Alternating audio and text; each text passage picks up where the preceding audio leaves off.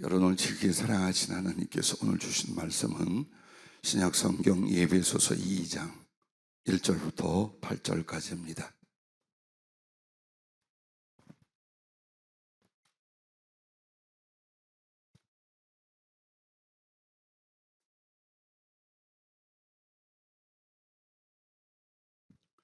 신약 성경 에베소서 2장 1절부터 8절까지 함께 봉독하겠습니다. 그는 허물과 죄로 죽었던 너희를 살리셨도다. 그때에 너희는 그 가운데서 행하여 이 세상 풍조를 따르고 공중의 권세 잡은 자를 따랐으니 곧 지금 불순종의 아들들 가운데서 역사하는 영이라. 전에는 우리도 다 그 가운데서 우리 육체의 욕심을 따라 지내며 육체와 마음에 원하는 것을 하여 다른 이들과 같이 본질상 진노의 자녀이었더니 긍휼이 풍성하신 하나님이 우리를 사랑하신 그 큰 사랑을 인하여 허물로 죽은 우리를 그리스도와 함께 살리셨고 너희는 은혜로 구원을 받은 것이라. 또 함께 일으키사 그리스도 예수 안에서 함께 하늘에 앉히시니 이는 그리스도 예수 안에서 우리에게 자비하심으로써 그 은혜의 지극히 풍성함을 오는 여러 세대에 나타내려 하심이라. 너희는 그 은혜에 의하여 믿음으로 말미암아 구원을 받았으니 이것은 너희에게 난 것이 아니요 하나님의 선물이라. 아멘. 나를 위한 성자 하나님의 사랑, 오늘 말씀 제목입니다. 성령을 통하여 예고한 대로 지난주에는 성부 하나님 아버지의 나를 위한 사랑에 관하여 말씀을 나눴습니다. 오늘은 나를 위한 성자, 우리 성자 하나님의 사랑, 예수님의 사랑에 관하여 잠깐 아주 작은 내용밖에는 나눌 수가 없겠습니다만은 주님을 다시 한번 깊게 기억하며 그 사랑으로 사는 여러분을 확인할 수 있기를 바랍니다. 제일 먼저 여러분과 내가 예수님을 믿게 되고 구원을 받게 된 데는 하나님의 긍휼 때문입니다. 2장 4절 말씀에 긍휼이 풍성하신 하나님이 우리를 사랑하신 그 큰 사랑을 인하여 라고 말합니다. 여러분을 구원하시고 은혜 주시는 모든 하나님의 마음, 예수님의 가슴은 긍휼입니다. 아마도 긍휼이라는 단어를 성경 외에는 요즘 쓰지 않지요. 불쌍히 여겨 자비를 베풀다, 이렇게 생각하시면 됩니다. 여러분과 내가 주님의 사랑과 은총을 더욱 감격하고 감사하려면 여러분 자신을 잘 보십시오.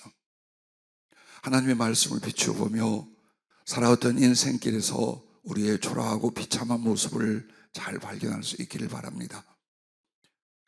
오늘 에베소 2장 2절부터 3절에 여러분과 나를 이렇게 말합니다. 그때에 너희는 그 가운데서 행하여 이 세상 풍조를 따르고 공중의 권세 잡은 자를 따랐으니 곧 지금 불순종의 아들들 가운데서 역사하는 영이라.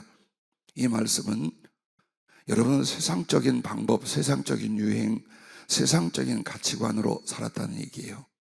근데 그것이 무엇이었느냐? 하나님을 적극적으로 거역하고 불순종하는 사단, 그 악한 마귀를 그대로 쫓았다 라고 성경은 선포하고 있습니다. 전에는 우리도 다 그 가운데서 우리 육체의 욕심을 따라 지내며 육체의 마음에 원하는 것을 하여 다른 이들과 같이 본질상 진노의 자녀이었더니 라고 말합니다. 즉 육체의 소욕은 기본권을 넘어서면 다 죄입니다. 그렇게 정욕과 죄악의 욕망으로 살아왔고 우리는 하나님의 진노를 받을 대상이었다고 성경은 못 박아 말씀을 합니다. 여러분, 죄가 무엇인 줄 아십니까? 하나님과 단절된 것입니다. 그래서 여러분과 내가 죄인으로 태어났다는 것은 나를 지으시고 나를 사랑하는, 그리고 이 세상 전체를 주관하는 하나님에 대하여 전혀 알지 못합니다. 왜냐하면 완전히 하나님과 단절되어 있기 때문입니다. 그래서 여러분과 내가 행복을 위하여, 기쁨을 위하여 몸부림을 치고 육체와 영혼을 쏟습니다마는 성경은 인생 전체를 이렇게 말합니다. 질고와 슬픔, 즉 육체적인 고통과 정신적인 괴로움으로 사는 것 외엔 없다라고 말합니다. 그리고 원하든 원치 아니하든 죽음이 옵니다. 죽음이면 다 끝나고 모든 걸 잊고 안식으로 들어간다면 얼마나 좋겠습니까? 여러분과 나의 영혼은 절대로 불멸입니다. 원래는 불멸이란 하나님 외에는 없습니다. 그러나 하나님의 형상을 따라 지었다라고 하는 그 말씀 중에 하나님이 영원히 존재하는 것처럼 사람의 영혼도 영원히 존재하게끔 지으셨습니다. 그러므로 육체를 다스리고 육체의 지배를 받고 있던 우리들의 영혼이 육체가 죽는 순간 그 영혼은 육체로부터 나오게 됩니다. 그리고 자기가 살아왔던 그 삶에 대한 결과로 지옥에 가든지 천국에 가게 됩니다. 하나님이 없었습니다. 당연히 그의 긍휼과 구원도 있을 수 없었습니다. 한평생 고통과 슬픔으로 살다가 그리고 이 죽음은 지옥으로 던져지던 나였습니다. 이것을 진노의 자식이라고 성경에 말하고 있습니다. 여러분은 이것을 알고 지금까지 살았는지 모르고 그냥 그렇게 성경이 말하나 보다라고 생각하셨는지 몰라요. 그러나 하나님께서, 즉 우리 예수님은 여러분과 나의 이 비참한 상황과 존재를 정말 가슴 아파하고 불쌍히 여겨서 살리시려고 모든 계획을 세우고 그가 이 땅에 오신 것입니다. 예수님이 이 땅에 오셔서 병자를 고치고 악한 것을 물리치고 사람들을 돌보십니다. 그때 전부 다 따라붙는 말이 이것입니다. 불쌍히 여겨라는 말입니다. 사랑이란 것은 불쌍히 여기는 긍휼에서 비롯됩니다. 우리 예수님의 마음을 성경에서 가장 잘 나타내는 곳 중에 한 곳이 요한복음 11장 33절부터입니다. 그 사랑하는 친구 나사로가 죽었을 때 여동생 마르다와 마리아가 예수님이 오자 얼마나 서럽게 울었겠어요. 그리고 주변에 친했던 모든 사람도 예수님을 보자 더욱 소리 높여 통곡하고 울기 시작했습니다. 예수께서 그가 우는 것과 또 함께 온 유대인들이 우는 것을 보시고 심령에 비통히 여기시고 불쌍히 여기사, 이게 예수님의 마음입니다. 심령에 비통히 여기시고 불쌍히 여기사 이르시되 그를 어디 두었느냐 이르되 주여 와서 보옵소서 하니, 자, 원어에는 두 단어로 되어 있어요. 성경에서 가장 짧은 단어로 구성된 구절이 요한복음 11장 35절입니다. 예수께서 눈물을 흘리시더라. 이 말은 펑펑 소리내어 울진 않지만 그 거룩한 주님의 볼을 타고 눈물이 주르르 주르르 흐르고 있었습니다. 그걸 보는 유대인들이 말하되 보라 그를 얼마나 사랑하셨는가. 예, 여러분과 나는 살아있지만 죽어가고 있습니다.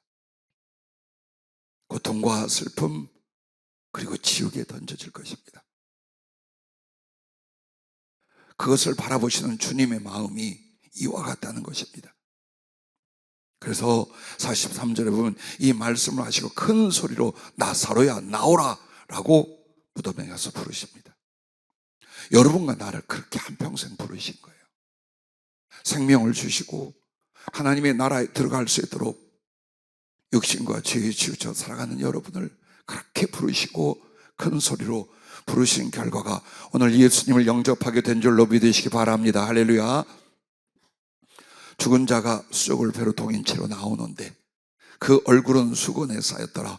예수께서 이르시되 풀어놓아 다니게 하라 하시니라. 나사로가 살아났습니다. 바로 여러분과 나는 죽은 자와 같았습니다.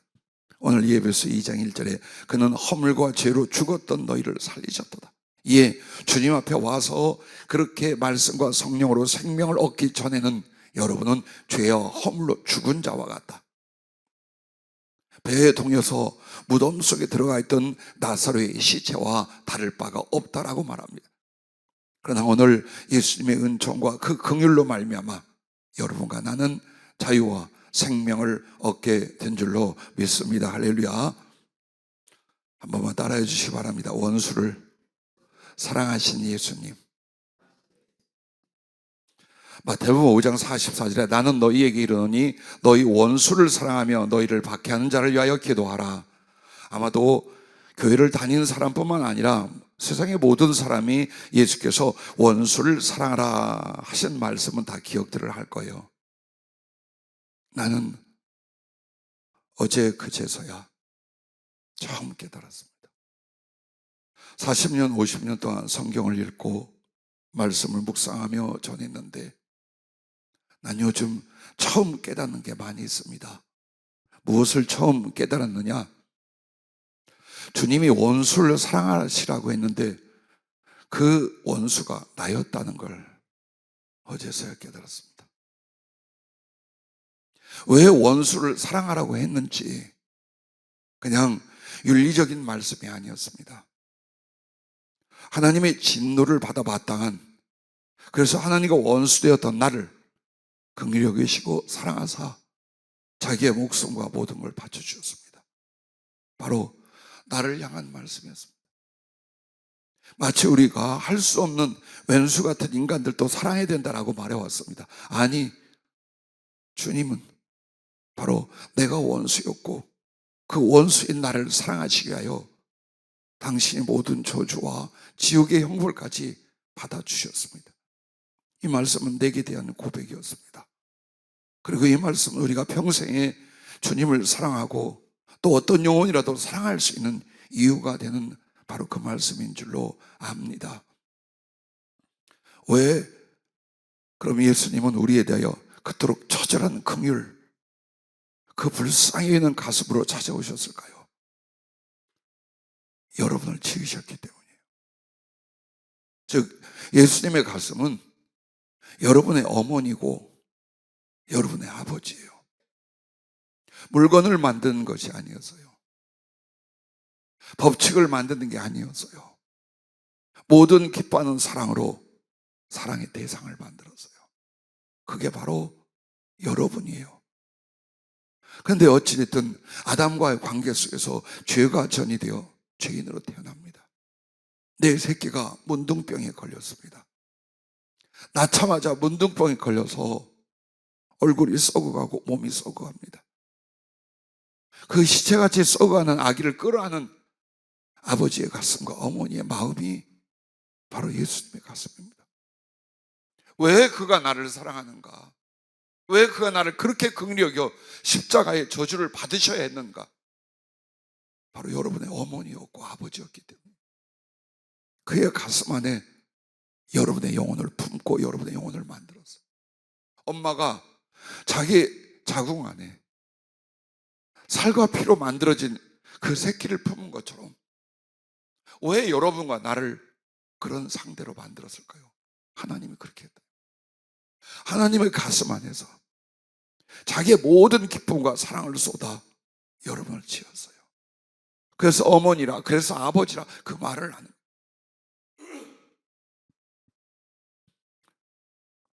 어느 어머니가 배에서 난 아들을 잊겠습니까? 젖먹이는 자식을 잊겠습니까? 절대로 그럴 수 없지요. 그러나 혹시 그들이 어떤 연유로 자식을 버리게 된다 할지라도 나는 너를 손바닥에 새겨 영원히 잊지 아니할 것이다. 그런데 그 예수님의 손바닥에는 여러분의 이름이 이렇게 적혀 있어요. 대못 박혀 뚫린 못자국. 그래서 예수님은 여러분과 나를 볼 때에 그냥 보지 않아요. 그 손바닥에 뚫린 못자국으로 나를 보셔요. 아무리 못나도, 아무리 죄가 많아도 주님 속에 있는 나를 향한 그 긍휼, 그 아픔, 그 그리움, 그 사랑으로 우리를 보고 계십니다. 다윗 왕에게 왕자가 여럿이 있었습니다. 그런데 제일 기뻐하고 사랑하는 그 왕자 아들이 압살롬이라는 사람이 있었습니다. 그런데 그가 아버지를 반역하고 지어서는 안 될, 인간으로 지울 수 없는 모든 흉악한 죄악을 아버지를 향하여 짓습니다. 그리고 다윗의 장군의 창에 찔리고 그 부하들에게 맞아 죽게 됩니다. 이 사실을 전해들은 다윗 왕 아버지가 이렇게 사무엘하 18장 33절에 기록되어 있습니다. 왕의 마음이 심히 아파 문 위층으로 올라가서 우니라. 그가 올라갈 때에 말하기를 내 아들 압살롬아, 내 아들 압살롬아, 차라리 내가 너를 대신하여 죽었다면 내 압살롬, 내 아들아 하였더라 라고 기록되어 있습니다. 진짜 죽일 놈이었습니다. 반역하여 아버지를 죽이려 하고 온갖 악한 짓을 다 저질렀습니다. 그런데 어떤 일이 있어도 체포노하되 살리라고 했습니다. 그러나 부하들은 기회도 하고 쳐 죽였습니다. 그 죽은 내용을 알고 내가 대신 죽었어야 된다. 이게 아비의 가슴이고 어미의 가슴이에요. 그리고 예수님의 마음이에요. 성경의 한 구절, 긍휼이 풍성하신 하나님이 이 말이 뭔가요? 이 이야기를 하고 계신 거예요. 그 다음은 예수님의 그 사랑 중에 이거를 여러분 기억해야 됩니다. 하나님의 의입니다. 하나님의 의, 우리의 구원과 무슨 상관입니까? 하나님의 의라고 하는 것은 죄를 묵과할 수 없는 하나님이라는 거예요. 하나님 앞에, 그리고 하나님의 영역 안에, 하나님이 지으신 피조 세계 안에 죄와 죄의 세력은 절대로 용납하지 않습니다. 그래서 하나님이 완전한 의인 것처럼 우리를 구원하신 주님의 십자가와 보혈은 모든 것을 깨끗게 하고 하나님의 완전한 의와 거룩을 만들어가는 것입니다. 그러면 이 의로운 하나님은 어떤 죄도 용납할 수 없으신데 죄에 대하여는 심판을 행하심이 하나님의 의입니다. 즉 아무리 긍휼이고 여러분과 나를 사랑해도 여러분과 내가 죄인이요 심판을 해야 돼요. 반드시 그 죄에 대해서 심판을 해야 됩니다. 그러면 그 심판의 끝이 무엇입니까? 지옥불에 던져 소멸하는 거예요. 즉 지옥에는 어느 곳에도 하나님의 피조세계에 죄가 도사리고 남아있지 않게 하는 거예요. 그래서 그 지옥은 모든 죄된 것들을 그리로 쳐넣는데, 그럼 왜 지옥을 만들었느냐? 주님이 지으신 영적인 존재들은 영원히 존재하는 이런 존재로 만들었어요. 즉 없애버릴 수 없어요. 그러나 그것들을 하나님의 나라와 의의 세계에 둘 수는 없어요. 그래서 그 존재들을 감금하고 제거시키는 곳이 지옥이랍니다. 여러분이 이 자리까지 이 믿음으로 안 섰으면 거기에 가 있거나 그리로 갈 것이었어요. 그러면 죄인을 자기의 죄대로 심판하면 누가 구원을 받을 수 있겠습니까? 구원받을 사람은 하나도 없습니다. 그러므로 죄인도 의롭게 되고 그 죄인을 의롭게 하시는 하나님도 자신의 의를 나타내셔야 하는 것입니다. 즉 이 말은 뭐냐? 하나님께서 그냥 내가 사랑하니까 눈 감아 줄게 이러면 하나님이 불법을 저지르는 거예요. 하나님의 의는 죄에 대해서는 반드시 심판하고 척결을 해야 돼요. 근데 여러분을 구원하기 위해서 얘들아 너희들 전부 다 죄 없는 걸로 해주마 라고 해서요, 하나님 마음대로죠. 그러나 하나님은 뭘 한 거예요? 자기의 의, 자기의 법을 자기가 깨뜨려 버리는 거예요. 그러면 어떻게 해야 될 것인가? 즉 하나님의 의는 죄에 대해서는 심판을 하는 거고, 그러면서도 나 같은 죄인을 살리시는 것이 바로 하나님의 의예요. 즉 죄를 따라 처단하면 하나님은 자기는 의로우나 그 행위는 어때요? 잔인하죠. 냉정한 거죠. 그래서 하나님이 우리에게 긍휼로 말미암아 자비를 베풀어 주시되 불법이 아닌 그 구원, 하나님의 법에 대하여 당신이 법을 범하지 않고 우리의 죄를 사하시고 살리는 그 방법, 이게 바로 그분으로 말미암아 죄의 상을 받는 우리도 의롭다는 것이고, 당신 자신도 이 구원의 일을 하셨음에도 그 법의 의의를 지키신 것, 그리고 죄대로 버려두지 아니하시고 그 죄악을 속하여 살려주심으로 사랑의 의를 이루시는 하나님, 바로 이것을 말씀하고 있는 것입니다. 그래서 로마서 3장 22절부터 이렇게 말합니다. 곧 예수 그리스도를 믿음으로 말미암아 모든 믿는 자에게 미치는 하나님의 의인이 차별이 없느니라. 모든 사람이 죄를 범하였음에 하나님의 영광에 이르지 못하더니 그리스도 예수 안에 있는 속량으로 말미암아, 속량이란 값을 주고 사다, 노비 같은 것을 값을 주고 사는 것, 값을 주고 구원하는 것, 그걸 말합니다.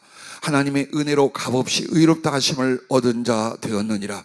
이 예수를 하나님이 그의 피로써 믿음으로 말미암는 화목 제물로 세우셨으니 이는 하나님께서 길이 참으시는 중에 전에 지은 죄를 간과하심으로 자기의 의로우심을 나타내려 하심이니 곧 이때에 자기의 의로우심을 나타내사 자기도 의로우시며 또한 예수 믿는 자를 의롭다 하려 하심이라.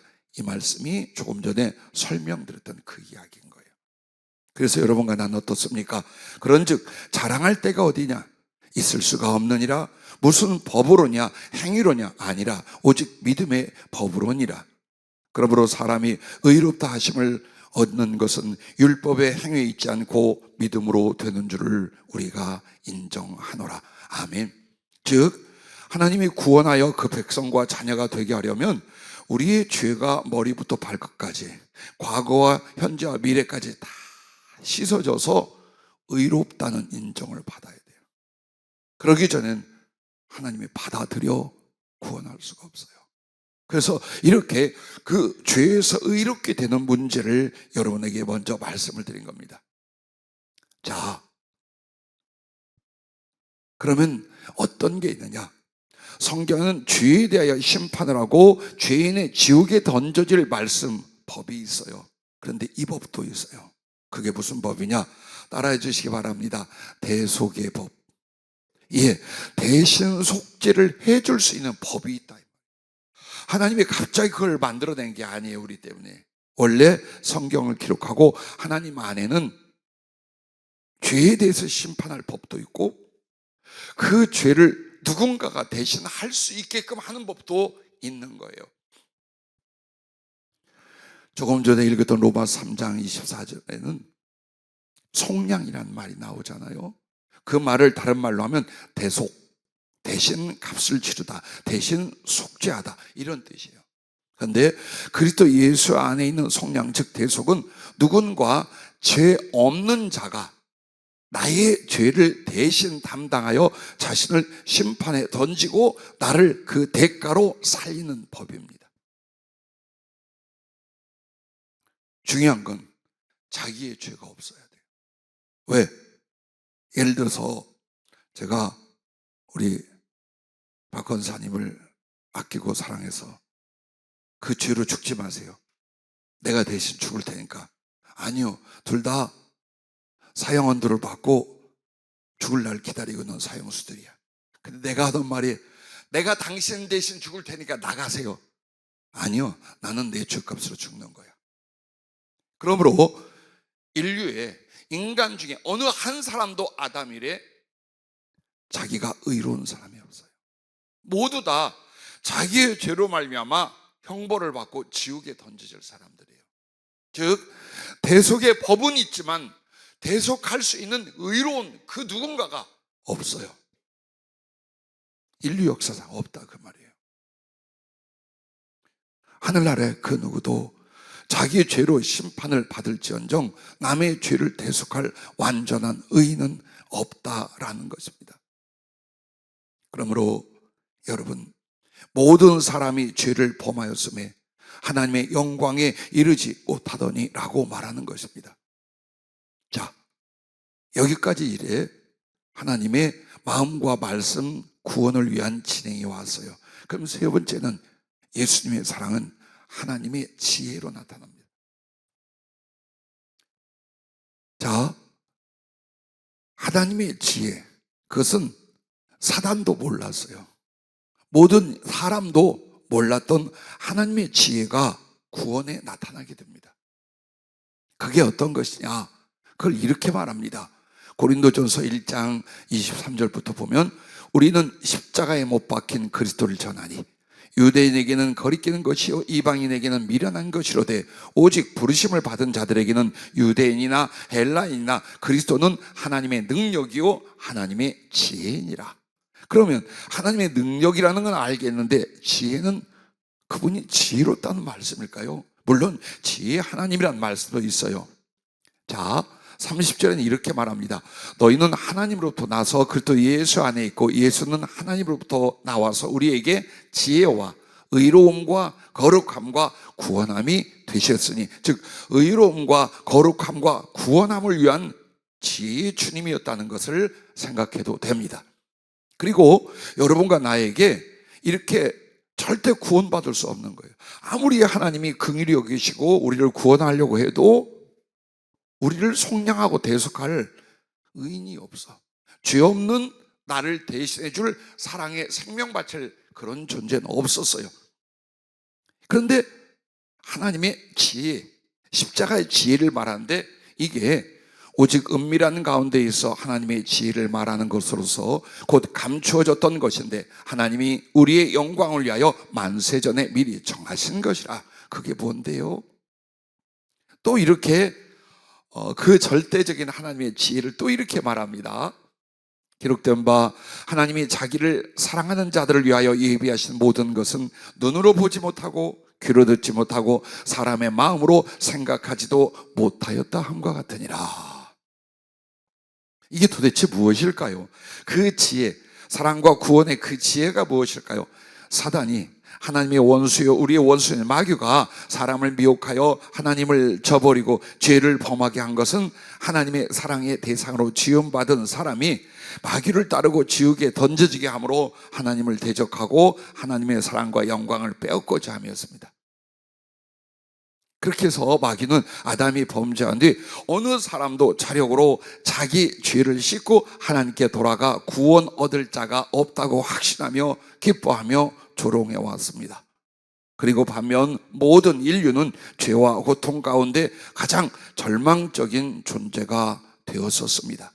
그런데 여기에 하나님의 구원의 지혜, 십자가의 도가 나타났습니다. 즉 하나님의 지혜는 십자가의 도로 나타났다. 이 말씀은요, 하나님 자신이 성자 예수께서 우리를 위하여, 즉 속량과 대속의 대상으로 자기를 죄 없는 사람으로 세상에 오게 하신 거예요. 자, 절대로 우리 죄를 담당할 수 있는 의인이 없고 다 자기 죄로 죽을 수밖에 없어 사단은 100% 이었다고 생각을 했어요. 그런데 하나님이 사람이 되신 거예요.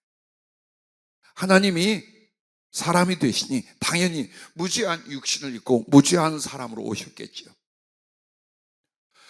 속량을 하고 대속을 하고 대신을 갚아줄 수 있는 법이 있지만 두 가지 원칙이 있어요. 그 값을 치를 수 있는 능력이 있어야 돼요. 그건 무죄예요. 죄가 없는. 그리고 또 하나는 자원해야 돼요. 우리를 사랑하여 내 스스로 너의 모든 죄악과 너의 저주와 지옥을 내가 대신 받겠다는 자원하는 그 마음이 있어야 돼요. 이 두 가지가 조건이에요. 그것을 하나님이신 예수님이 사람이 되셨고, 그리고 우리를 위하여 그 모든 죄악과 저주를, 그리고 고통과 슬픔, 죽음과 지옥을 당신이 당하시기로 결정하시고 자원하여 이 땅에 오신 것입니다. 이게 바로 하나님의 비밀이었고 하나님의 지혜라는 것입니다. 그냥 예수님이 와서 나를 위해 죽고 나는 살아났다, 그게 아닙니다. 이 하나님의 진리와 하나님의 세계 거룩한 모든 구원의 과정이 무엇인가를 볼 수 있기를 바랍니다. 그러므로 주님은 무죄한 사람이 되어 세상에 오셔서 우리를 대속할 조건을 가지셨고, 그리고 당신이 오셨지만 첫 번째 아담은 그냥 한 인간으로 태어난 게 아니라 인류의 대표가 되어서 하나님과 언약을 맺은 대상이에요. 그래서 그가 순종했더라면 인류에게 죄가 들어오지 않고 그대로 점점 이 육체에서 어디로 가느냐? 부활의 형상, 부활의 몸으로 성화되게 돼 있었어요. 죽음을 보지 않고. 그게 인간이에요. 완벽한 예수님의 그 부활의 영광과 능력의 형상으로 우리는 점점 성화되어 갈 거였어요. 근데 그 주어진 기간 동안에 아담과 하와가 하나님을 배반하고 죄를 택하여 죄악이 들어왔어요. 그러므로 사람은 사는 동안 죽어가고 결국 죽어 썩고 지옥에 던져지게 된 거예요. 그런데 아담이 하나님 앞에 인류의 대표가 된 것처럼 예수님이 사람이 된 건 나를 위하여 죄 없는 육신 제물로 자기를 준비한 것과 두 번째가 뭐냐? 두 번째 언약의 아담으로 오신 거예요. 그렇게 해서 하나님을 향하여 언약을 맺고 당신 안에서 당신을 믿어 구원받을 여러분하고 언약을 맺은 거예요. 그렇게 함으로 말미암아 두 번째 아담이 되어 성부 하나님께는 그 언약을 위하여 온전한 순종을 이루시고 죄인들에게는 완전한 대속을 십자가로 이루어 주셨습니다. 구약의 모든 제사법은 속죄, 즉 대속의 법이었습니다. 출애굽기 12장 유월절 어린 양도, 그리고 레위기에 나오는 번제, 속죄제, 화목제, 모든 제사는 대신 예수님이 대신 우리를 위하여 죄악을 지고 희생하실 것과 그러므로 우리를 의롭게 하여 하나님께 받아들여질 수 있게 하는 것, 그걸 나타냈던 거예요. 그리고 그 법을 따라 예수님은 자기가 죄 없는 사람이 되어 오시고 자기가 두 번째 아담이 되어 아버지 하나님과 우리와 그 피로써 언약을 맺어주셨어요. 그래서 주님은 아버지 하나님께는 온전한 순종이 되고 우리들에게 대해서는 완전한 구속, 대속을 십자가로 이루셨다는 것입니다. 그래서 이 내용이 예전에는 공개가 안 된 거예요. 영원 전부터 계획이 있었으나 공개가 안 됐어요. 사단이 알질 못했어요. 그리고 사단이 침략할 때는 이미 늦었어요. 여러분과 나에게는 이제 무엇만 주님이 요구하셔요? 내가 너 사랑하는 거, 내가 너를 대신하여 사랑하여 십자가를 지고 너의 죄를 없애고 너를 내 사랑과 생명 안으로 불러준 것, 그래서 우리가 의인이 되고 하늘나라에 들어가 그 나라의 백성이 되는 것, 이 사실을 믿는 것입니다. 행위가 아닙니다. 도를 닦는 게 아닙니다. 윤리를 지키는 게 아닙니다. 하나님께서 이 행하신 구원의 법 예수 그리스도를 여러분이 마음으로 믿고 입으로 시인하여 구원에 이르는 줄로 믿으시길 바랍니다. 할렐루야. 내 마음 같아서 손뼉이라도 치고 싶은데, 자, 이렇게 해서 이제 하나님의 구원을 여러분에게 말씀을 드리겠습니다. 그 구원을 위해서 우리 예수님께서 십자가를 지시고 피를 쏟으셨습니다. 그래서 아마도 여러분이 이런저런 성경의 많은 내용과 지식을 알지만 우리의 구원, 우리를 구속하셨다 하면 예수님의 피, 십자가의 피, 이것을 항상 먼저 생각할 것입니다. 이유가 있어요. 구원을 위하여 많은 일을 하셨지만 결국 그 구원의 가장 핵심은 십자가에서 예수님이 우리를 위하여 피를 쏟는 것이었어요. 그러면 이 예수님의 피는 도대체 무슨 역할을 하겠냐? 첫째가 구원의 언약입니다. 자, 여러분과 나는 하나님 앞에 생명을 잃어버렸어요. 그래서 이 생명을 얻는 구원을 위하여 하나님께서 예수님을 세웠어요. 그래서 예수님이 하나님과의 언약을 맺고 그 언약 안에 우리를 불렀어요. 그럼 이렇게 하나님과 원수되었던 죄인들이 이제 하나님의 구원과 화목의 언약 안으로 들어왔어요. 그럼 그 언약의 증표가 뭐냐? 예수님의 생명을 바치는 십자가의 피예요. 피로 맺은 언약이에요. 그래서 예수님의 피는 여러분이 하나님 아버지 앞에 나갈 때 여러분의 도장이 되는 거예요. 예수 그리스도의 언약의 보증의 도장이 되는 것이 예수의 피예요. 그래서 하늘나라에 들어갈 때 그 보혈로 예수님의 피로 깨끗이 씻어 흰옷을 입은 자들이 보좌 앞에 있더라. 이 말씀이 바로 그걸 말하는 거예요. 그래서 예수님의 피는 아버지 하나님에 대하여 그리고 그 언약에 참여한 여러분들에 대하여 바로 언약의 보증, 언약의 피라는 겁니다. 그래서 그 피는 두 번째로 죄 사함을 가져옵니다. 혹시 여러분과 내가 지금까지 어떤 흉악한 죄악 가운데, 절대로 용서될 수 없는 죄악 가운데 살았다 할지라도 예수님의 피는 그만큼 강력하십니다. 그만큼 대가를 충분히 지불하실 수 있습니다. 그러므로 마태복음 26장 28절에 이것은 죄 사함을 얻게 하려고 많은 사람을 위하여 흘리는 바 나의 피, 곧 언약의 피니라 라고 말합니다.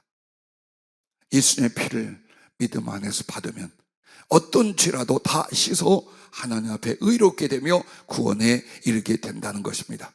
또한 예수님의 피는 생명입니다. 즉 그 피를 주셨다는 말은 그분의 생명을 땅에 쏟아버렸다는 것이 아니라 그 피를 믿는 사람들에게 들어가게 했다는 뜻입니다. 그러므로 주님 당신 자신은 요한복음 6장 54절에 내 살을 먹고 내 피를 마시는 자는 영생을 가졌고 마지막 날에 내가 그를 다시 살리리라고 말합니다. 예수님의 생명은 당신의 살과 피에 있었고 그 피를 마시는 자는 영생을 가졌으며 마지막 날에 부활할 것을 말씀합니다. 그러므로 레위기 17장 11절에도 육체의 생명은 피에 있음이라 내가 이 피를 너희에게 주어 라고 말합니다. 그러므로 예수님의 피는 하나님의 생명을 나로 하여금 받을 수 있게끔 하신 하나님의 은혜와 구원인 줄로 믿으시기를 바랍니다. 자, 그 다음에 예수님의 피는 사랑을 나타냅니다. 이렇게 주님이 그 죄사함의 언약으로 자기의 피를 쏟을 걸 말씀합니다. 그리고 성찬을 나눕니다. 근데 그 성찬 끝에 이렇게 말씀을 덧붙입니다. 마태복음 26장 29절에 그러나 너희에게 이르노니 내가 포도나무에서 난 것을, 즉 포도주를 이제부터 내 아버지의 나라에서 새 것으로 너희와 함께 마시는 날까지 마시지 아니하리라 하시니라. 이 말이 뭘까요? 지금 예수님의 십자가에 흘릴 피를 상징하는 포도주를 함께 나누고 있어요. 죄사함과 언약이었어요. 그것은 바로 우리에게 생명을 주실 것이었어요. 그러나 이것은 주님이 언제나 제자들과 교제를 나눌 때 사용하던 거예요. 사랑의 친교를 나눌 때. 그래서 예수님의 피는 곧 예수님의 사랑을 우리에게 주고 그 피가 사랑과 생명으로 우리 안에서 점점 우리로 하여금 이기적인 죄인들이 그 예수님의 사랑을 감동하여 예수님을 사랑하게 만들어내는 하나님의 능력, 하나님의 사랑이시라 그 말이에요. 여러분이 예수님을 어떻게 사랑해요? 왜 사랑해요? 십자가 때문 아니에요. 그 피 때문 아니에요. 이미 믿음 안에서 그 피가 여러분에게 죄사함과 생명을 줬을 뿐만 아니라 그리스도의 사랑을 성령으로 부음받게 하고 내 안에서 주를 향한 사랑이 일어나게 한 줄로 믿으시기를 바랍니다. 할렐루야. 자, 그런데 다섯 번째는 예수님의 피는 성령으로 이 모든 것이 임하고 적용되게 합니다. 즉 2000년 전 예수님이 골고다 언덕에서 흘리신 피가 화학적으로 물질적으로 남아있을 리가 없어요. 그 피를 어떻게 먹으며 어떻게 마시며 그 피가 우리를 어떻게 씻으며 그 피가 어떻게 우리에게 생명과 사랑으로 임할 수 있을까? 그렇죠? 그것을 하나님은 이렇게 하신 거예요. 히브리서 9장 14절이 그 대답이십니다. 영원하신 성령으로 말미암아 흠없는 자기를 하나님께 드린 그리스도의 피가, 자, 예수님의 피는 무엇으로 하나님의 뜻을 위하여 드려졌어요? 성령으로 드려졌어요. 그렇다면 우리에게 그 피를 주셨다는 말이 뭘까요? 성령으로 그 피가 우리에게 언약이 되고 죄사함이 되고 생명과 사랑이 되게끔 만들었다. 그러므로 성령을 받았다는 것은 예수님의 피에 이 은총을 다 받았다는 뜻입니다. 할렐루야. 그래서 여러분이 왜 구원을 받았는가를 보십시오. 여러분 진리의 지식을 통하여 스스로 알아야 돼요. 내가 어떻게 죄사함 받고 어떻게 구원을 받고 그 사랑이 하나님 안에서 무엇이었는가 알아야 돼요. 거듭남은 이 말씀 속에 있는 것이요. 그리스도 예수를 사랑하여 삶을 결정하신 이유도 바로 이 말씀들에 있는 줄로 믿으시길 바랍니다.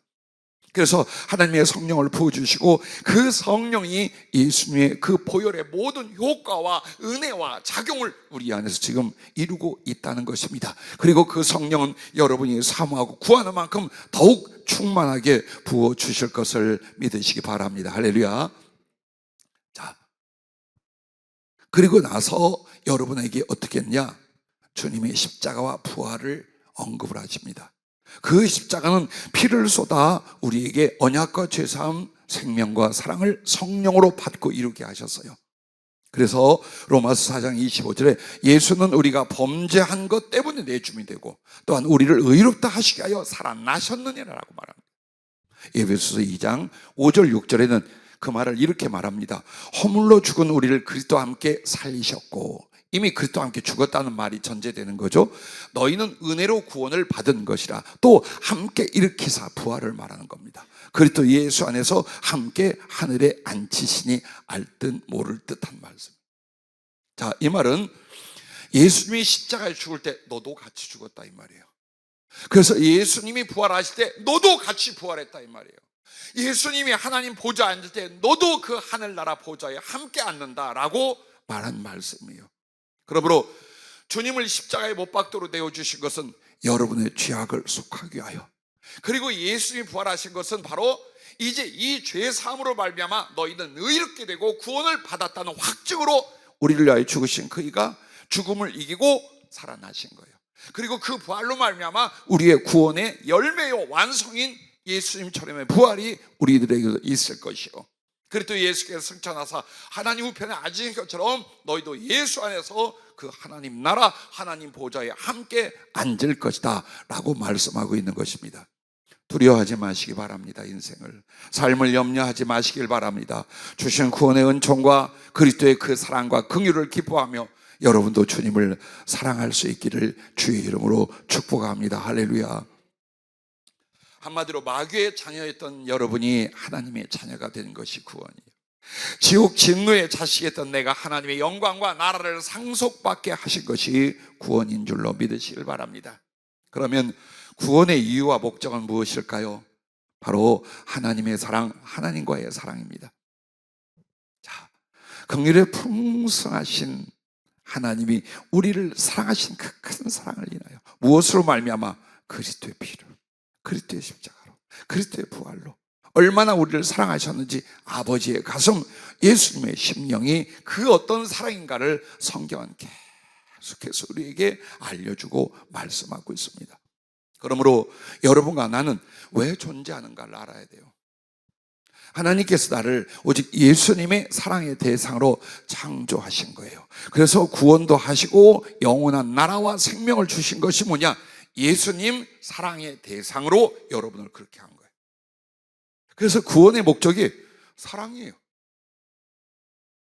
여러분이 신앙을 가졌다면 이제부터 그 신앙생활, 예배며 교회 출석이 위한 모든 봉사며 모든 비전이 뭐가 목적이 돼야 돼요? 내 구주 예수를 더욱 사랑. 할렐루야. 바로 그것이 되는 것, 그게 바로 성령으로 거듭난 인생인 줄로 믿습니다. 그래서 여러분과 나를 하나님은, 우리 예수님은 뭐라고 합니까? 아들이라, 친구라, 신부라 그렇게 말합니다. 그러면 우리가 하나님의 아들, 그리스도의 아들이라고 하시는 말씀은 하나님의 대를 잇는 상속자라는 뜻입니다. 즉 하나님의 영광과 하나님의 모든 소유를 다 이어받을 존재를 우리 하나님은 뭐라고 말합니까? 아들이라, 자녀라 라고 말합니다. 그러면 여러분, 친구라고 하는 건 뭘까요? 주님과 언제나 교제하는 대상, 사랑하는 대상, 그리고 주님과 함께 다스리고 동행하는 존재로서 친구라고 하는 겁니다. 그럼 신부는 뭘까요? 신부라 하는 것은 주님과 나의 1대1의 연합과 사랑의 비밀과 나눔을 말하는 거예요. 즉 예수님은 전체의 하나님 구주 신랑이 되시지만 사랑에 있어서 1대1이에요. 여러분만을 위한 예수님, 여러분만, 단 한 사람만을 위한 자기 전부 100%를 쏟는 주님의 사랑이에요. 그래서 주님은 나의 신랑이고 나는 주님의 신부예요. 우리는 이라고 말하지 말아요. 그때는 나는 주님의 신부, 주님은 내 것, 나의 신랑이에요. 자, 이렇게끔 주님은 여러분을 사랑하고 그 사랑을 이 땅에서 이루어 하늘나라에 올라와 최고의 사랑, 완전한 사랑, 영원한 사랑을 함께 나누고 누리려 하심이라는 것을 잊지 마시길 바랍니다.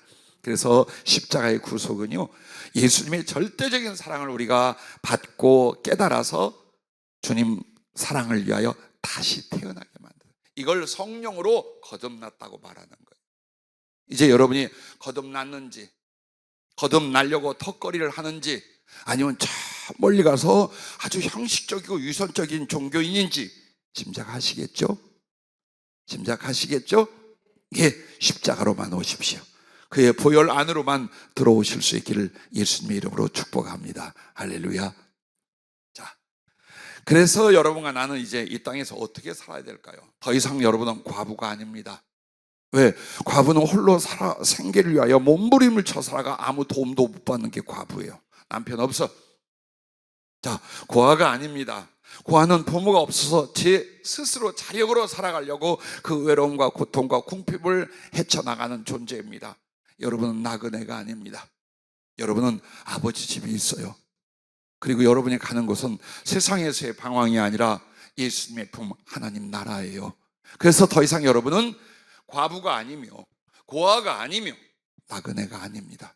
그리고 또 예수 안에서 가장 사랑을 받는 존재요. 그리고 이제 우리가 그 받은 사랑을 돌려드릴 대상, 나의 남편, 나의 아버지, 나의 고향이 있다 그 말입니다. 그래서 이제부터 신앙생활이 한 이런 사랑과 은혜를 받았으므로 나도 그 하나님을 경외하고 예수님을 사랑하는 이유를 갖게 된 거예요. 근데 그것은 어떻게 되느냐?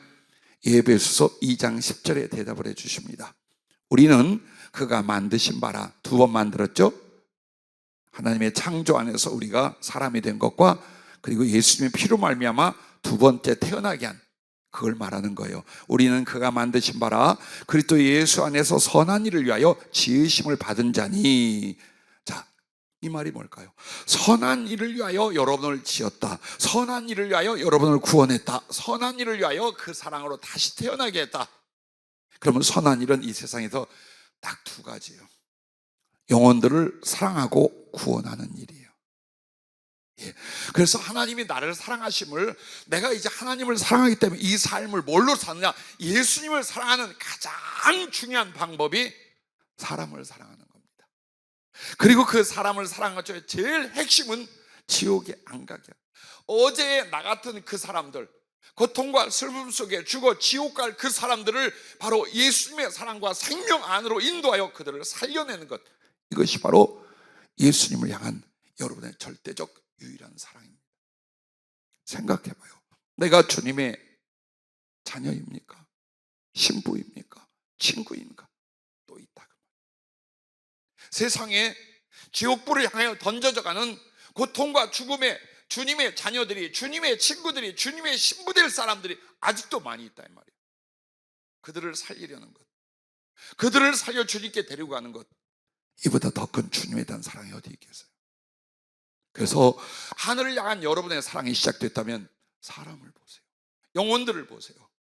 그들에게 주께서 나를 긍휼히 여긴 것처럼 나도 그들을 불쌍히 여겨 자비를 베풀며 그들에게 선을 행하며, 그러므로 하나님을 바라보게 하고 그 속에 예수님의 십자가의 피가 들어갈 수 있도록 하는 것, 그것이 여러분에게 하나님이 구원한 목적이에요. 예수 그리스도가 십자가에서 그 모든 저주를 받고 여러분을 살려주신 사랑의 이유라는 것을 잊지 마시기를 바랍니다.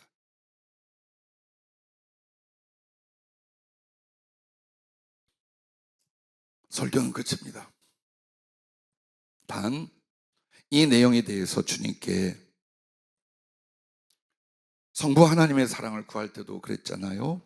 교리적인 것보다 성경에 있는 인물이나 사건 속에서 하나님 아버지의 마음이 무엇이고 사랑이 무엇인가를 일러주십시오 하고 여러분이 제일 많이 집중적으로 본 게 바로 이삭과 아브라함의 이야기, 당자의 이야기 나눴죠. 자, 오늘은 딱 하나만, 앞에서 나온 다윗 왕과 압살롬의 이야기. 나는 몰랐어요. 이 이야기 속에 예수님의 사랑, 예수님의 십자가의 죽음과 구원이 나타나 있는 걸 솔직히 몰랐어요. 목사여 성령으로 산다면서 몰랐던 게 너무나 많아요. 자, 사무엘하 18장에 펼쳐지는 다윗과 압살롬의 이야기였습니다. 근데 정말 가슴 아프게도 이 압살롬은 어떤 존재냐? 다윗 왕에게 총애를 받는 왕자였어요. 그러던 어느 날 자기, 그러니까 어머니가 다른 이복 형제가 자기 친여동생을 겁간을 합니다. 그리고 동생을 버립니다. 비참하게 울고 있는 여동생에 가서 지금은 참아라. 그리고 나서 나중에 때를 보아 다윗에게 부탁을 해요. 내가 양털을 깎고 잔치를 한데 아버지와 형님들이 와주십시오. 나 못 간다. 그럼 형님들에도 야, 갈 필요가 뭐 있냐. 그럼에도 결국 강청하여 그 형제들이 압살롬 양털 깎아 잔치한 날로 왔어요. 계획했다가 그 암논이라는 형만 죽입니다. 그리고 도망을 쳤어요. 자, 아버지인 다윗에게 어떤 한을, 어떤 고통을 준 겁니까? 이 압살롬의 악은 여기서부터 이제 시작이 됩니다. 그러면 여러분과 내가 알아야 될 것이 있어요. 압살롬이 아버지 다윗 왕에게 행한 죄악이 바로 내가 예수님께, 하나님께 행한 죄악을 가르친대요. 그걸 알래요. 그래서 다윗 왕은 주님 혹은 아버지 하나님을 상징하는 거예요. 그것을 우리에게 비유와 그리고 표상으로 나타내 주는 거예요. 그렇다면 압살롬은 누구냐? 여러분하고 나라 이거예요. 우리가 하나님께 무슨 짓을 하고 옛날에 살아왔는가? 그걸 가르쳐 주는 거예요. 그럼 형 암논을 죽이고 도망쳤다는 건 나도 형제를 미워하고 사람들에게 악을 행하며 살아오는 것입니다. 그리고 결국에는 왕이 용서라고 몇 년 만에 오게끔 해요. 그런데 얼굴은 안 봐. 거기에서 반역을 도모합니다. 한마디로 지가 사람들의 관심을 갖고 힘을 모아서 왕이 되고자 합니다. 그러므로 부와 함께 반역을 저지르는데, 그러면 이건 우리들의 죄가 뭡니까? 나도 하나님을 부인하고 대적하여 스스로 신 하나님이 되어 살았다는 거예요. 자, 이 압살롬은 그 다음에 어떻게 하냐? 도망을 쳤어요. 싸우지 않고 그냥 맨발로 다윗 왕은 떠납니다. 그때 남겨진 궁에 있는 아버지의 후궁들을 백주에 겁간을 합니다. 나도 온갖 죄로 하나님의 이름과 영광을 욕되게 하였다는 겁니다. 자, 그리고 아버지를 쫓아다니며 죽여 없애려고 총력을 다합니다. 그렇게 사랑받던 아들놈이 나도 하나님을 마음에서 없애려고 결국 자살을 시도하고, 또 돌아보니 결국 나와 나의 삶은 하나님 대신 그것이 우상이 되게 했다는 것. 자, 성령은 다시 말하는 거예요. 압살롬은 너였어. 그냥 아주 흉악고 못된 다윗 왕의 그 정말 압살롬이 아니라 그게 너였어. 기도할 때 주님 그 얘기를 하셔요. 그런데 이 압살롬이 결국 아버지를 추격하다가 나뭇가지에 걸려요, 머리가. 그리고 그 나무에 매달려 있을 때에 단창 셋을 요압이 장군이 갖고 와서 그걸로 심장을 찔러 죽입니다. 그리고 아직 살아있는 걸 군인들이 모여서 두들겨 패서 죽여버리고 그 다음에 구덩이에 던지고 돌무더기로 쌓아버립니다. 자, 나중에 이야기를 듣고 압살롬이 죽었을 때 다윗이 그렇게 슬퍼하고 애통한, 내가 차라리 대신 죽었어야 되는데, 내가 차라리 내 아들 압살롬 대신 내가 죽었어야 되는데, 이게 하나님의 가슴이 예수님의 마음이라 그 말이에요. 자, 이것은 바로 나를 향한, 여러분을 향한 주님의 긍휼과 사랑인 줄로 믿습니다. 이제 이 말씀을 어떻게 주님이 하는지 보십시오. 사람이었던 다윗은 원수가 된 아들 압살롬을 불쌍히 여기고 사랑하여 자기가 대신 죽어서라도 살리고 싶었으나 결국 죄 가운데 압살롬은 죽고 그 자식을 사랑의 구원을 이루지 못합니다. 그러나 다윗의 사랑과 가슴으로 여러분과 나를 찾아오신 주님은 압살롬처럼 주님 앞에 악을 행하고 사단을 쫓아 대적하던 원수된 압살롬 같은 나를 대신하사 압살롬이 받을 저주와 형벌을 대신 당하시고, 다윗 왕의 그 마음처럼 주님은 나를 대신하여 죽으시고 압살롬인 나를 살리셨다는 겁니다. 그래서 성경에서 성자 예수님의 사랑을 비유하거나 표상으로 기록한 사건을 가르쳐 달라고 할 때 주님께서 이 말씀을 깨닫게 해주셨어요. 다윗과 압살롬의 이야기를 다시 읽게 하고 보여주신데 압살롬의 죽음과 주님의 고난받고 십자가의 죽으심이 너무나 닮아 있는 거예요. 소름 끼칠 정도로. 하지만 분명히 이건 우연이 아닌 예수 그리스도를 나타내는 죽음인데 압살롬은 어때요? 흉악한 죄인이야. 그래서 그리스도와 비교한다는 건 마음속에서 얼른 용납이 안 되는 거예요. 그래서 잠깐 망설일 때 주님이 설명을 해주셨습니다. 압살롬의 죽음이 주님의 죽음이라는 것이 아니라 압살롬 같은 나를 위하여 대신 압살롬처럼 당하시고 죽어 주셨다는 긍휼과 사랑의 대속의 말씀이라는 걸 말씀합니다. 자, 마지막 장면이 이 압살롬이 죽을 때에 압살롬이 다윗의 부하들과 마주치니라 압살롬이 노새를 탔는데 그 노새가 라고 말합니다. 자, 압살롬은 자기가 죽을 곳으로 노새를 타고 옵니다. 그러면 마태복음 21장 7절에 주님도 고난과 십자가의 죽으심을 위하여 예루살렘에 들어오실 때에 노새와 비슷한 나귀를 타고 들어오십니다. 그런데 여러분, 노새라고 하는 거는요, 암말하고 수탉나귀의 잡종 번식이에요. 얘는 열성 형질이라 새끼를 못 낳아요. 이게 생명과 대가 끊어질 압살롬에 대한 표현이에요. 그런데 나귀는 어때요? 나귀는 번식력이 좋고 지구력과 힘도 좋아요. 동시에 등치가 작아서 사람이 탄다는 건 좀 부적절해요. 그런데 주님이 나귀를 탑니다. 그가 얼마나 겸손하신가를 보여줘요. 그래서 어쨌든 죽음의 장소에 비슷한 압살롬은 노새를, 주님은 나귀를 타고 들어오십니다. 자, 두 번째로 이 사무엘하 18장 9절 10절에 보면 압살롬이 어떻게 되는가 보시죠. 그 노새가 큰 상수리 나무 번성한 가지 아래로 지날 때에 압살롬의 머리가 그 상수리 나무에 걸림에 그가 공중과 그 땅 사이에 달리고 그가 탔던 노새는 그 아래로 빠져나간지라. 이 말씀하고 이 말이 뭡니까? 상수리 나무에 머리가 걸린 바람에 나무에 매달린 압살롬이 됐어요. 마태복음 27장 37절에 보면 주님도 십자가 나무에 유대인의 왕의 이름으로 거기에 달리십니다.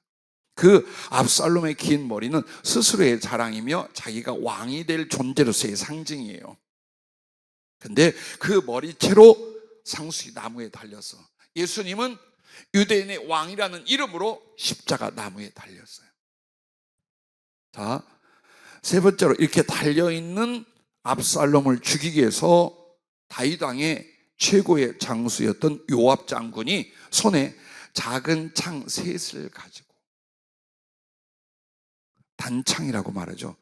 이거 뭐야? 던질 수도 있고 그걸로 가까이서 찌를 수도 있는, 그래서 긴 창이 있고 단창이 있는데 그 짧은 창 3개를 가지고 죽이러 갔어요. 뭔가 안 느껴져요? 자, 주님도 양손과 발에 단창 같은 3개의 큰 못을 박아 죽이려고 합니다. 3개의 그 못은 못이 아니에요. 최소한 30에서 40cm 되는 아주 긴 창날 같은 거예요.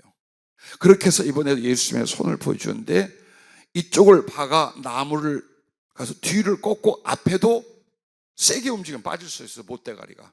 그래서 어떻게 하냐, 다 박지 않고 C자로 이렇게 꺾어서 예수님의 손을 박아 놓은 걸 보여주세요. 그리고 줄로 묶었어요. 그리고 제일 가슴 아픈 건 엑스레이 투시처럼 주님 발을 보여주시는 거예요. 근데 발을 어떻게 십자가에 못 박았느냐, 두 발을 걸쳐서 발목을 관통해서 그 뒤꿈치 뼈를 부서뜨리고 박는 거예요. 즉 위에서부터 사선으로 박아요. 이게 기술자래요. 십자가에 못 박는. 그래야 아무리 몸부림을 쳐도 안 빠진답니다. 근데 만약 일찍으로 했거나 아래로 하면 빠질 수가 있대요. 그래서 발등에서 발목 사이와 예수님의 그 뒤꿈치 뼈가 부서지고 뚫고 들어가게 하는 긴 창 같은 걸로 때려 박고 뒤에서 꺾어버렸어요. 그걸 주님 뼈를 보여주시더라고요. 어떻게 내가 십자가에 못 박혔는가 보라 하면서. 지금 그 3개의 단창, 3개의 창과 같은 주님을 십자가에 못 박은 세 개의 큰 못. 자, 그리고 14절 하반절에는 이 압살롬이 어떻게 죽냐면 이렇게 말합니다. 압살롬의 심장을 찌르니라고 말합니다. 결국 가서 그 옆구리 심장을 창으로 찌릅니다. 자, 십자가에 달리신 주님의 심장 옆구리를 역시 로마 군병이 창으로 찌릅니다. 그래서 주님의 심장에서 물과 피가 쏟아져 나온 것을 요한복음 19장 34절에 말합니다. 그리고 15절에 보면 요압의 군인 청년 10여 명이 압살롬을 에워싸고서 죽도록 좁히는 게 나옵니다. 주님을 마태복음 27장 26절부터 31절에 보면 온 그 로마 군병들이 주님을 에워쌉니다. 그리고 그 채찍질은요, 온 몸이 다 찢어지고 살점이 떨어지는 채찍이에요. 갈고리가 달린 12가닥의 채찍이에요. 그래서 예수님의 그 채찍을 맞은 건 피부가 까지고 멍이 되는 게 아니에요.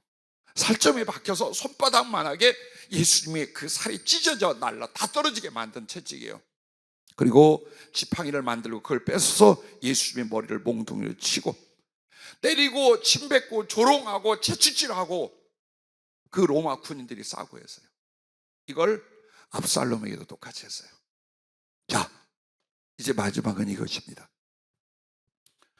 죽은 압살롬을 옮겨다가 숲을 가운데 큰 구덩이에 그를 던지고 큰 돌무더기를 쌓았다고 17절에 말합니다. 요한복음 19장 41절부터 20장 1절까지 보면요, 주님도 그 시신을 바위를 판 무덤에 장사하고 돌로 무덤을 덮어 막습니다. 자, 이 정도면 왜 성경은 예수 그리스도의 그 고난과 죽으심하고 압살롬이 당한 것 똑같이 표현을 했을까요? 왜 그랬을까요? 한두 가지만 연결이 돼도 우리가 그것을 연상하고 비유로 생각할 수 있어요. 그런데 6가지나 똑같이 압살롬의 죽음과 그리스도의 죽음을 담게끔 성경은 기록하고 사건이 재현되어 있습니다. 바로 주님의 십자가로 말미암아 압살롬과 같았던 나를 그 피로 다시 태어나게 하신 것입니다. 다윗 왕은 압살롬을 향한 모든 사랑과 아픔과 그리움이 아들 중에 이제 죽고 나서 어디로 가느냐? 솔로몬에게 쏟아집니다. 그래서 그 솔로몬을 평화스러운 이름인데 그 솔로몬에게 다윗 왕의 나라와 왕위를 물려주게 됩니다. 이것처럼 죄인 압살롬은 십자가에서 소멸되게 하시고 예수님으로 다시 태어난 나와 여러분을 솔로몬같이 사랑하셔서 그 나라를 여러분에게 물려주시게 된 줄로 믿으시기 바랍니다. 그래서 이제 여러분과 나의 이름은 대적자 진노의 자식 압살롬이 아니라 솔로몬이 된 줄로 믿습니다. 그런데 솔로몬의 다른 이름이 있습니다. 여디디아라 합니다. 여디디아는 여호와께 사랑받는 자. 여러분은 진노의 자식, 지옥의 자식에서, 그리고 그 행위가 압살롬과 같아 압살롬이라 하는 이름에서 이제 여러분은 여디디아, 여호와께 사랑을 받는 자라 주님이 이름을 지어주셨습니다. 기도하겠습니다.